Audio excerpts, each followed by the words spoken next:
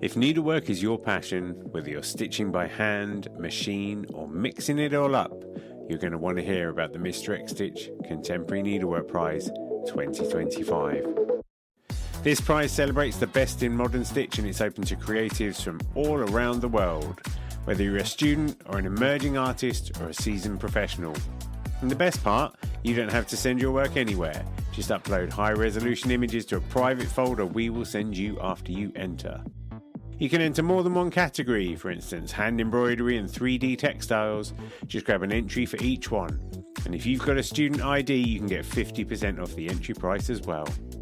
The deadline for entering is 30th of June 2025, and entries are now open at xstitchmag.com/prize-entry.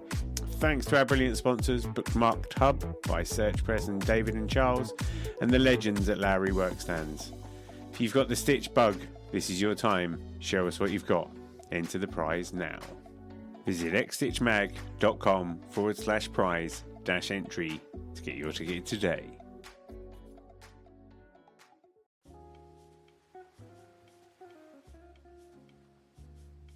Woodlawn is a historical mansion based in Alexandria, Virginia, in the United States of America.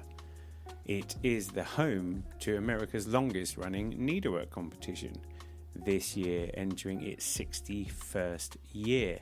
In this episode, I talk with Elizabeth Reese, the Associate Manager of Marketing at Woodlawn, where we talk about the history of this site, which not only features a historic mansion, but also features Pope Leighey House, which is a Frank Lloyd Wright building. We talk about its position in the historical context of America and how it came to be the home for the oldest needlework competition in the country. We find out more about the competition. As I'm talking to you now in January 2024, you can't enter the 2024 competition, but the exhibition runs in March this year, so you can go along and have a visit. And it's a fantastic competition by all accounts. Entries for the 2025 show will open in November next year, so if you want to have a go at that, you can find out more about that in the interview as well. I really enjoy talking to Elizabeth. She's new to the role, but she's a really dynamic force, and I think she, as a soon-to-be published historian herself, knows her onions and is very conscientious about making sure that Woodlawn is telling the true history of the place. I think with a lot of historical buildings, it's quite easy for them to portray a version of events which seems nice and bright and shiny, but oftentimes there are dark elements to these, and I think Elizabeth is doing a great job of negotiating that conversation. It's really interesting to find out about the Needlework Prize, and we have a good old chinwag all around the house about it, really. So hopefully you'll enjoy this one, something a little bit different. And yeah, if you want to take part in the show, do visit their website, keep an eye on the Woodlawn socials, and you'll be able to enter it in November next year. Thanks for listening. I will be back next week with an interview with a new artist. So until then, enjoy the show. First of all, I was trying to work out exactly what your title is, because you're like a public historian. Yeah, so my title at Woodlawn is Associate Manager of Marketing. Okay. But you are also... I'm also a public historian. Yeah. Mm. And how did you come to be Associate Manager of Marketing at such a renowned establishment? So I've worked at historic sites my entire career. Took a little bit of a break for like personal stress and just needed to take a break to work on other things, and took a look around at places in the area, kept an eye on historic sites. Living in the DC area, I'm really lucky that there are an abundant sources of historic sites here, and Woodlawn was on my radar because of its connection to the early Republic, which is like the area of history that I tend to focus on, and the connections, the huge history that's there, because it's not just Woodlawn, which was Nellie Custis, George Washington's step-granddaughter, home. There's also a Frank Lloyd Wright house on the property, the Pope Leighey House. It was a site of the Quakers operated the site after Nellie and her husband Lawrence Lewis left.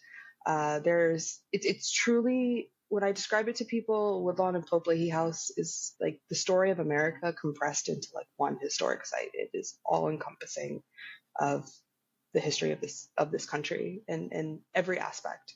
So that really intrigued me. And my background is in public history and interpretation. So I'm used to giving tours, developing tours, and researching tours and interacting with the public.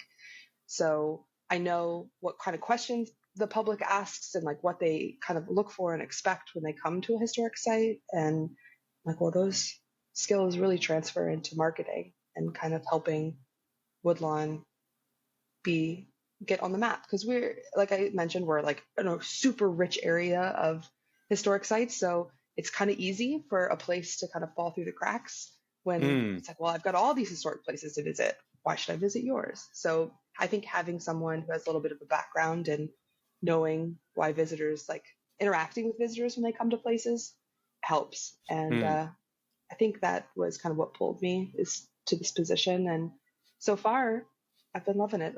I've been here since October, so right. So far And so good. Woodlawn then is like, it's one of those slightly left field history places, right? You get your traditional, this is where so and such was signed. You can tell, by the way, I'm full disclosure here, I'm useless at history. Part of my brain isn't fully convinced that anything happened before 1975 when I was alive, but I believe that's the thing. But Woodlawn's different, isn't it? It's like, would you say like history adjacent? Is that a way you could kind of say? It's full history. However, I think when people come to this region, especially where we're located, we're in Alexandria, Virginia. We are right down the road from Mount Vernon, which is George Washington's house. So when people think of the area that we are, they think of George Washington. And like they think of George Washington's home. We are connected to George Washington because we are right down the road. We are on one of the original 4 farms of Mount Vernon. So the land that Woodlawn is on was part of the original plantations of George Washington. And then he gifted this land to his step granddaughter. And when she married his nephew, Lawrence Lewis married Eleanor Park Custis Lewis. And the home was then finished in 1805 when they moved in. So it's like, it's because it's after the Revolution, it's in the early American phase. I think it kind of, people go to the other kind of bigger places. So I think we kind of get a little overlooked. Do you get this thing with American history where it's a bit like, like you get AD and BC, right? And we measure our time like before Christ, after Christ. Does America measure its history like pre-revolution and post-revolution? I think it measures it by like kind of like the major events. So the revolution, major event. And then historic sites kind of come a little bit of a lull. Civil War sites are really popular. So it goes by kind of the major movements that are happening. So in between those, stuff is obviously still happening. And historians are working and books are being published and people are studying in between those eras. But in terms of historic sites, I find that those that are attached to like the big players, the big names, the Washingtons, the Lincolns, the Jeffersons, that's what people know. And so people are drawn to that. Right. So we've got, let's say, half an hour. Can you tell me the tale of Woodlawn? Yes. So Woodlawn and Pope Leighey House both operate as sites of the National Trust for Historic Preservation. Woodlawn is the first site of the National Trust for Historic Preservation. And it originally operated as a plantation for Eleanor Park Nellie, was also what she went by, Eleanor Park Custis Lewis and her husband Lawrence Lewis, when George Washington gifted the property to them after their marriage. Also on the site is the Frank Lloyd Wright designed Pope Leighey House, which was moved to the grounds of Woodlawn in 1965. So the Frank Lloyd Wright House is not original to the property, but it was moved once a nearby highway, I-66, was being expanded and it was imposing on its original location. So the Frank Lloyd Wright House was disassembled and moved to the property then and reassembled here. So that's also kind of part of the historic preservation of the site, preserving homes and having these two like really different homes. You have one, Woodlawn is this federal style, large, traditional, when you kind of think of these estate homes in the the 18th century, early 19th century. And the Pope Leighey House is a Frank Lloyd Wright house, which is very, very different. It's Usonian. It's much more modern. But those two houses in juxtaposition have an interesting conversation of like the style of American home and how that has changed and evolved over time. Yeah, because presumably Woodlawn is that kind of architecture, like legacy, you know, from the people that came to America and their tastes and that kind of influence. Whereas people like Frank Lloyd Wright were like setting new standards and new directions. Yeah, the federal style of architecture evolves from Georgian, which is very English. So it's kind of how Americans took what they knew from like England and France and kind of made it American, and then how that evolves, really, really evolves in the next couple centuries with something like Frank Lloyd Wright, which is, I don't think anything that people that were building homes in the early 19th century could have really envisioned. Do the two buildings, I mean, this is done, but obviously they must feel quite different between the two of them. How far apart are they? Like on the estate? They're about a 5-minute walk. They're not right next to each other. They are separate. So like some people visit just one, many people visit both. People have the option to tour one or the other. And during the Needlework Show, when it's open, the Pope Leighey House is open for tours. So people can come visit the Needlework Show inside Woodlawn and then take a little walk and go visit Pope Leighey as well. Do a bit of time travel. I'd imagine it probably is quite, both of them being like palate cleansing sorbets to the other. You know, if you get a bit Regency'd out, then you can go and Frank Lloyd it and vice versa. Yeah. But yeah, we should talk about the Needlework Show because probably half of my listeners are just like, why are we talking about ancient-ish American houses when in fact this is an embroidery podcast? So let's talk about, is it America's longest running annual Needlework Show? Yes, we believe it is the longest running needlework show in the country. We are in our 61st year. We'll be opening on March 1st. It is the largest judged needlework show, I guess I should say. There may be other ones that are perhaps longer, but we display hundreds of pieces entered by needleworkers from all over the country and internationally as well. And we encourage people from all experience levels to submit their work. The show is judged and not juried. And I have learned that a juried show is selected by the shows. If they have a jury or a committee, they get to choose what pieces are entered. Typically, not all pieces are chosen, but a judge show, all pieces that are submitted are entered and then judged in their respective categories. That's interesting. So over here we have like the Royal Academy, and the Royal Academy Summer Show is quite a thing, and people submit their work for that. And oftentimes, kind of annoyingly with needlework as well, a lot of the time things get rejected. So by that explanation, that's a juried show because people are opening and closing the gates as they see fit. Whereas the phenomenally successful Mr. X Stitch Contemporary Needlework Prize last year was a judged show because anybody could enter, and then we just picked our favorites. Yes. And with Woodlawn, our mission for the site itself and the programs that we do is to engage with the community. We want to preserve history and care for nature. And it's a former site of enslavement at plantations. We're very, at Woodlawn. So we're very conscious of the work that we do here, the stories that we're telling, and making sure it is inclusive.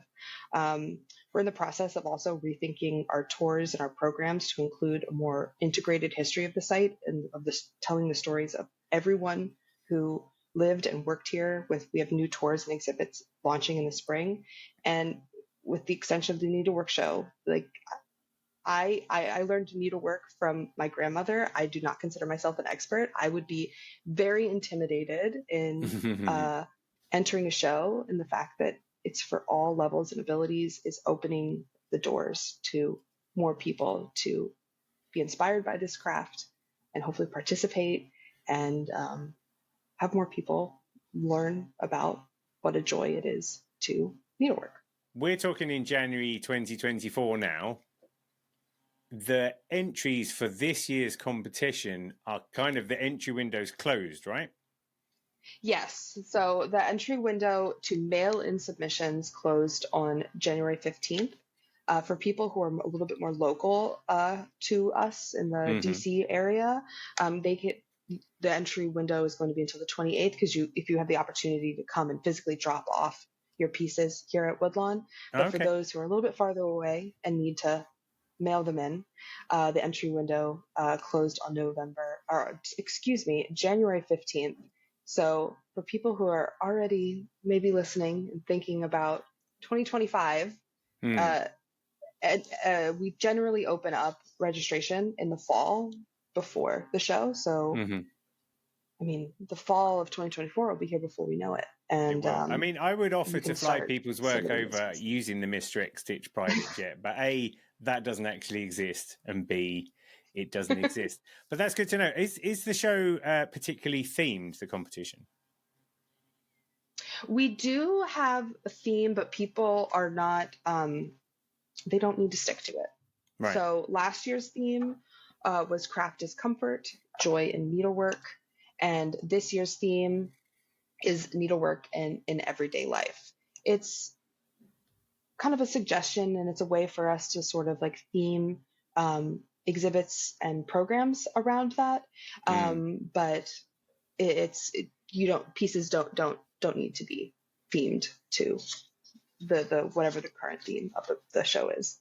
Yeah. And if people are working on work now, there's no reason why they shouldn't have to wait to find out what the theme is if they want to enter the one for 2025 in that case. Right. Yeah. All like, if you've got a piece that you're just really proud of or just one you want to submit, we'd love to see it. So then the judging is in February, and are you able to say who the judges are? Is that an industrial secret? They usually change from year to year. It depends. We have a couple people that we ask, but they're all people who have certification in judging and training, and they're expert needlework artists. There's usually about 3 of them. And they judge. We have techniques and categories and divisions that they judge on. Some of the techniques are beadwork, canvas work, counted thread, surface embroidery, fine hand sewing, needle made lace, quilting, and smocking.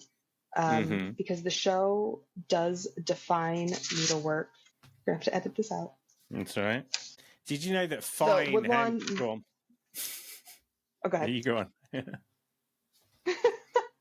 The show defines needlework as hand-stitched items with a needle and thread. See, I might be wrong here, but I think fine hand embroidery is when you do your embroidery, but you put your little finger up in the air because you're a bit fancier. Oh, yes. If anybody's listening who will correct me on that, it's probably everybody on it. I entered a needlework competition once. In 2011, I entered, and it was on national television. There was a show over here called Kirsty's Handmade Britain, where Kirsty Allsop, a much-loved British celebrity, she entered a series of competitions, craft competitions, and she would get trained on how to do things by experts so that she would learn the skills, and that was part of the show. But they also had random members of the public who took part in the show. So I took part in the needlework competition along with a couple of other people. And it was a kind of like a blind competition. So we submitted our work and nobody knew who had submitted it. So it wasn't like Kirsty Allsop, spoilers, she won the competition. But what I'm saying is she won it fair and square because her needle felted piece was good. They judged it blind. They picked the right kind of one. I decided to do a cross stitch. That's my thing. And I did this thing called Whitby Abbey in Sunset. So I did it on black fabric, and it was a picture of Whitby Abbey. And basically, I just stitched this sunset. So the Abbey was like negative space on the black fabric. And I was pretty proud of it. And I finished it at 2:00 in the morning of the show and sellotaped it into a frame while I was staying at a Travelodge hotel in the vicinity of the show. Went and hung it up and stuff. But what nobody ever really told me was that part of the secret to success was having a variety of stitches.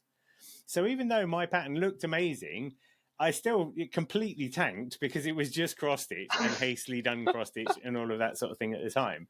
But what kind of happened was because people had like seen me on the show and kind of gone along my journey a little bit, what they also then thought that and it sort of happened, unfortunately, quite a lot with Kirsty shows, was it's like she was taught by experts. And so, in a way, when she won, everyone was like, well, of course she won because she was taught by experts, which wasn't the case. You know, it was judged fair and square. But as a consequence, there was a sense of injustice on my behalf. And people thought that I'd kind of like been robbed and that I sort of won the hearts of a nation for like 10 minutes or something. It's very amusing, but that's so funny. But needlework competitions are tough. Yeah, I mean, it seems intimidating because, like, not only are there techniques, but there's categories within the techniques. There's an original design, an adaptation of a design, or a commercial design. So if you're creating a piece, if you're adapting a piece, maybe from like a painting or a photograph, and you're using that as a model, or if it's a commercial piece and you're using a pattern or a kit. And then within the divisions, there is an adult, so anyone 18 or older, senior is 70 years or older, and junior, 17 years or younger. Oh, and cool. Then within juniors, they're divided into divisions within junior of 9 and under, 10 to 13, and 14 to 17. Oh, cool. So, and even encouraging really young stitchers. So like within all those categories, there are subdivisions, and in addition to even those, there are special awards that are given as well. And the majority of these are done on the judges choose based on expertise and technical skill.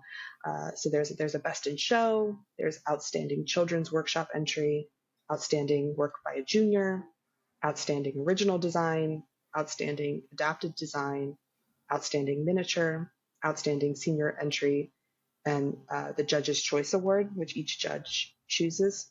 We also have two awards that are a little bit different, two special awards. One is the Director's Award, which is chosen by our executive director, Sean Halifax. So he's the executive director of Woodlawn and Pope Leighey, and he tends to look at the messages of the piece, not necessarily on like the technical skill, but like thematically, how maybe how they relate to the message of Woodlawn, how the story of the piece and the person who stitched it, how that resonated. And there's also a People's Choice Award. So every visitor who comes and visits, and there are thousands of these ballots that we get from each person who comes to the show. They get to pick a favorite, and then that is also an award. So a way of every skill level, every sort of like participation kind of can be involved and have the opportunity to earn a ribbon, which is pretty exciting. Yeah. Do you know how many entries you got last year? It was a couple hundred. I want to say around 400. The range of techniques and stuff means that like this is an exhibition of all shapes and sizes. Oh, for sure. There are some that are like amazing pieces of thread painting that look like photographs. And when you get close, you can really see the stitch work. There was one last year that it won Best in Show and Outstanding Original Design, and it was a couch. It was called Antique Camelback Couch with Fox Hunt Scene. It took the artist over 20 years to complete, and the only part of it that was not needleworked were like the wooden legs, like the frame of the couch. It's unbelievable, which is just the devotion to working on a single piece for that long, and it just the size of it, the fact that it is like a piece of furniture and not like the kind of a traditional like framed piece. It's just really unbelievable. I mean, it sounds epic. I need to go and look that one up. Would it be on? Is there Instagram? We can find a picture of it somewhere. We do have some. I'm not sure if that one is on our Instagram, but I can maybe do a little showcase of some past work.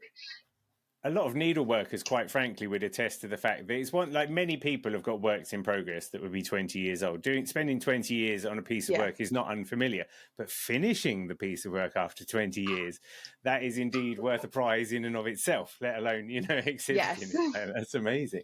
Yes. That's it, yeah. We online we do have all of our past virtual programs and Hmm. exhibitions for past needlework shows.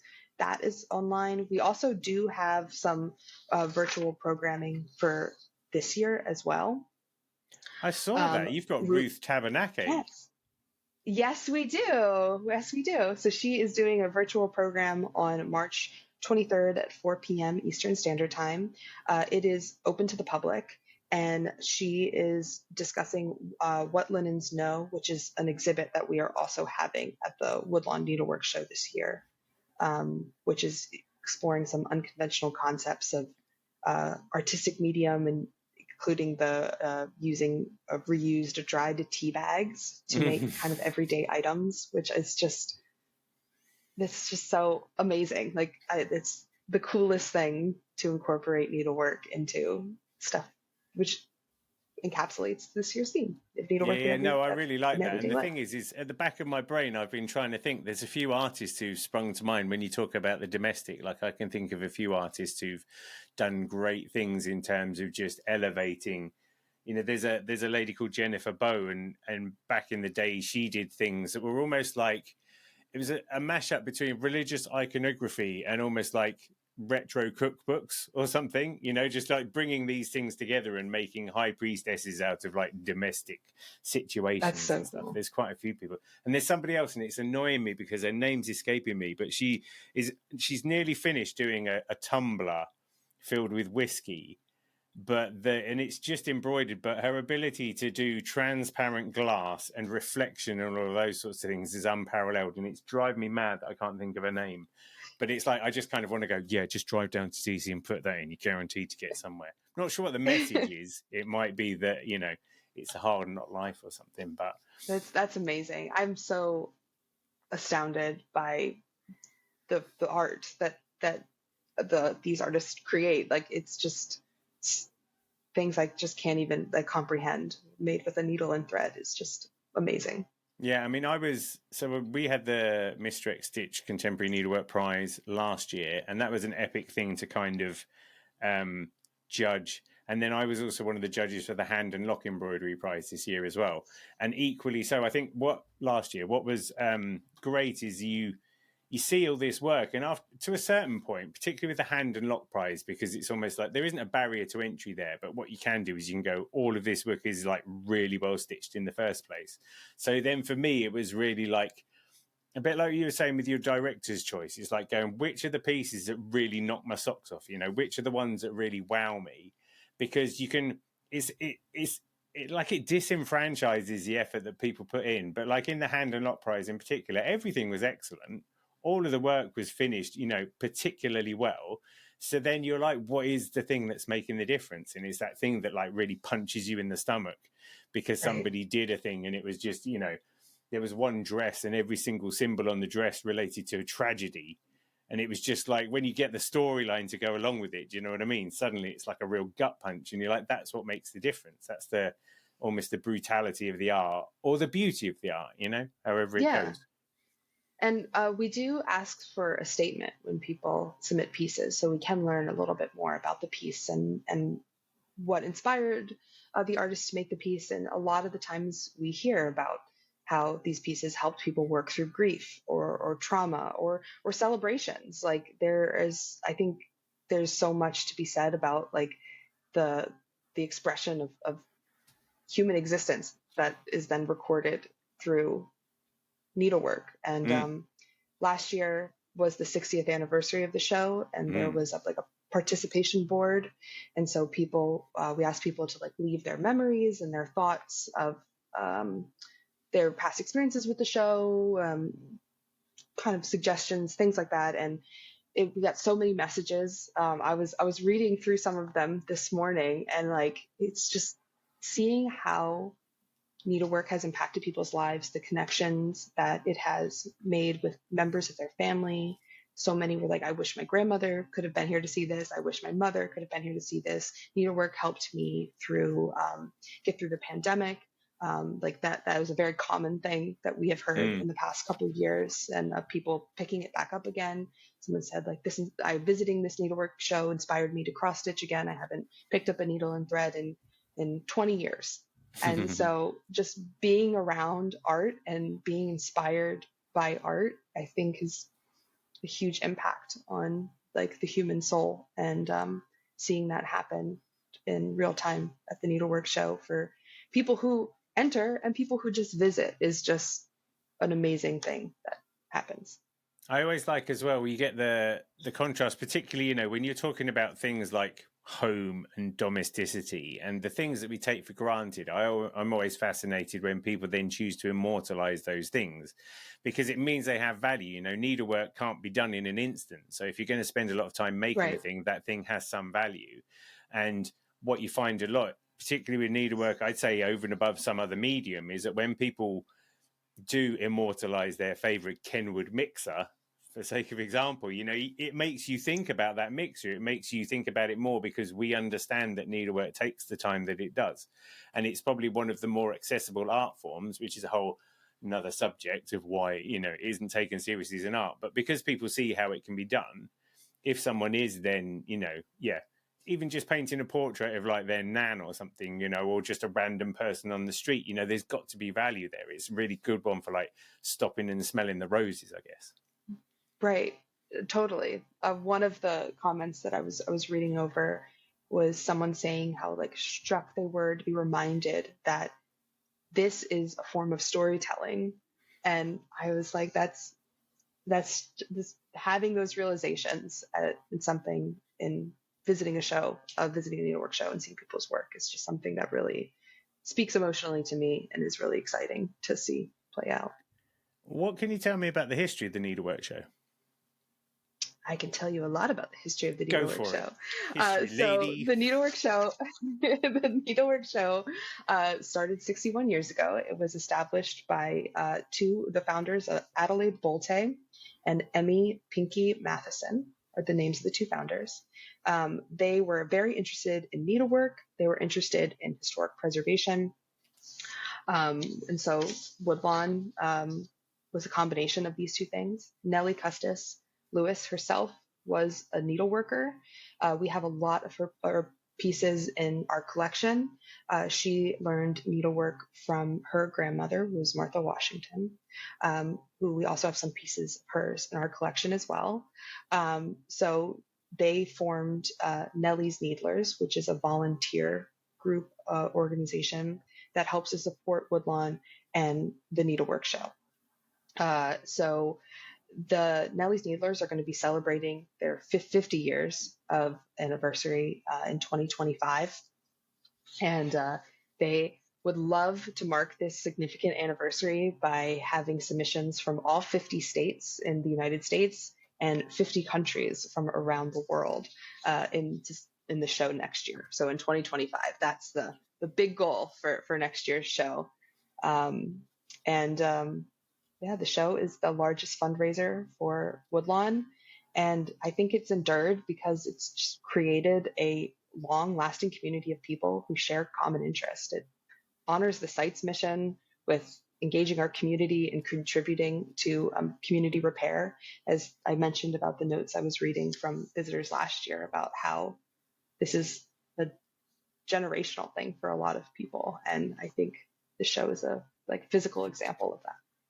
Yeah, I think that's the interesting thing, isn't it? The show's been going for so long that, you know, there will be people who submitted work to earlier shows whose grandchildren are potentially getting involved in it now. And I mean, that's a pretty amazing thing to have in terms of a tradition. Yeah. I think in a world where so much is so fast, needlework, like you mentioned, takes time. And it's something that if you want to see it to fruition, it might take decades to finish a piece. And so having this time of to slow down and remembrance and think about the people who may have taught you how to sew, or it's a kind of the threads that bind, not to be corny, but I think it's woven into the history of the place. Exactly. The problem with needlework is there's so many analogies that you can't help but sound a bit cheesy when you say them, but Here's a question. Exactly. How much has the Needlework Show influenced the story of Woodlawn? And the reason I mention that is that I'm aware that you've also got the Arcadia Farm, and you also do the writing courses, what's it? In a Loop. There you go. And both Yes. of those things are quite slow and considered and reflective and harken back to a more agro-domestic way of being. And I wonder whether those things, whether there's a recognition that Woodlawn's been around for a long time and it did have, it's got a history of working with the land in various forms. And I wonder whether these things are part of that, I wonder if you can speak to that. I have honestly never thought about that. Yeah. That is a good question.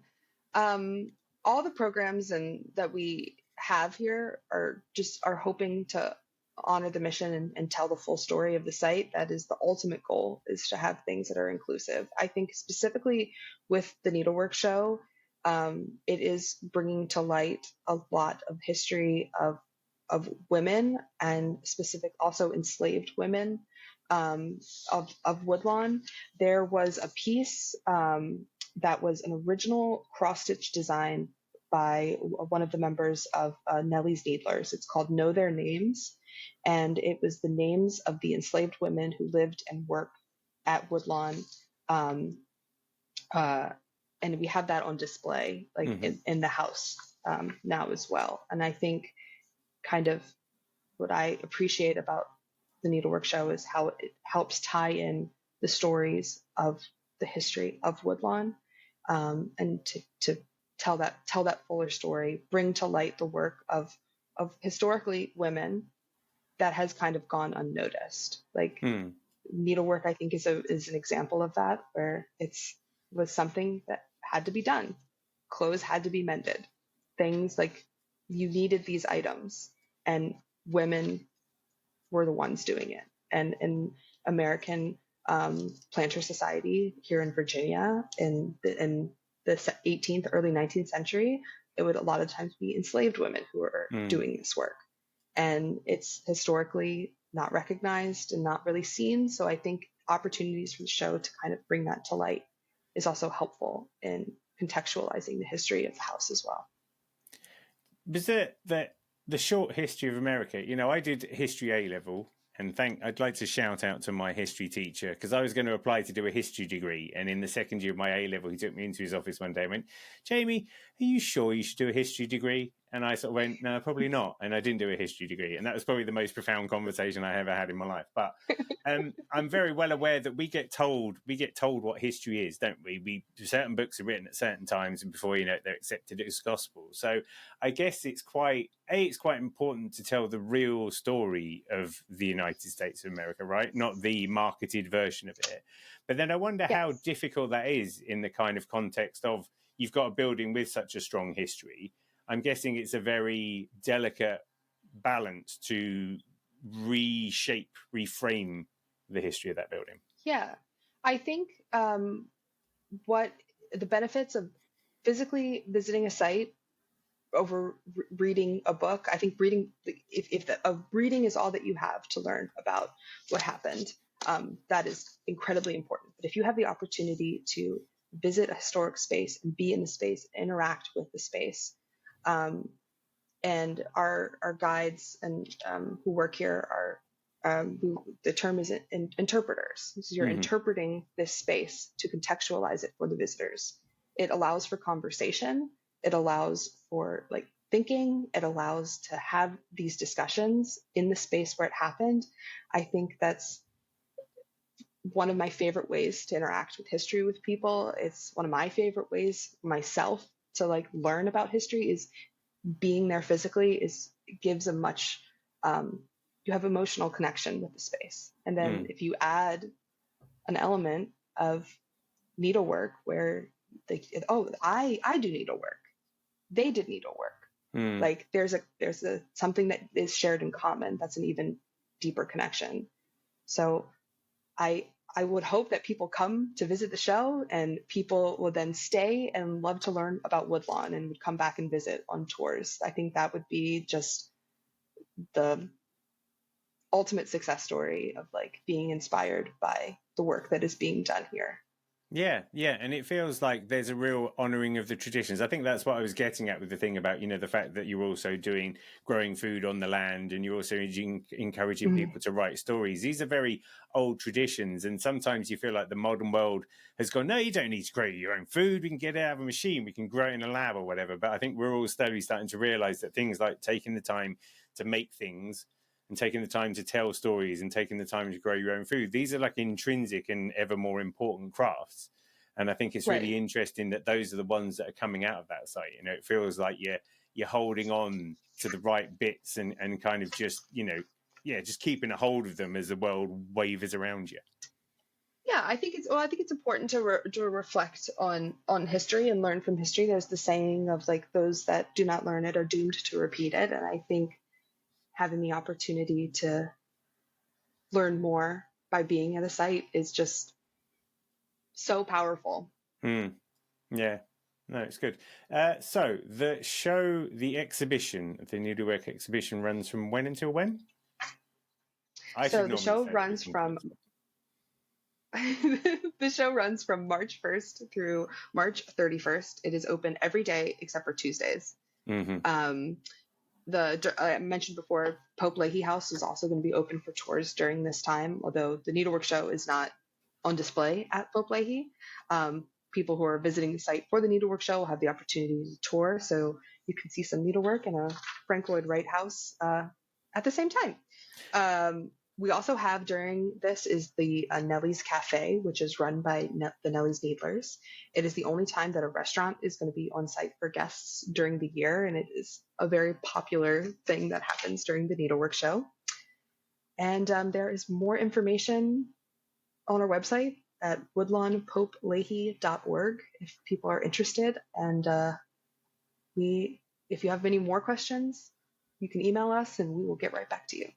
After the show, you guys have also got quite a lot of other. So you've got your virtual talks, but then you do ongoing exhibitions and you have workshops as well, don't you, for the rest of the year? Yes, yeah, we have a couple in-person programs during the show as well. So throughout the month of March, we will have some in-person programs.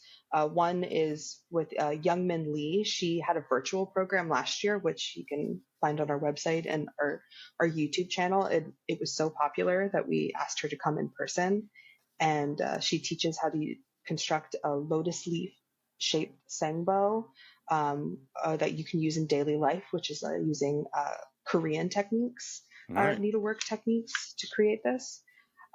We also do special tours of the show, which are hosted by a member of Nellie's Needlers and Woodlawn staff. So it is truly combining the needlework and the history of the site together into like one experience for people. And Nellie's Needlers also host beginner needlework workshops.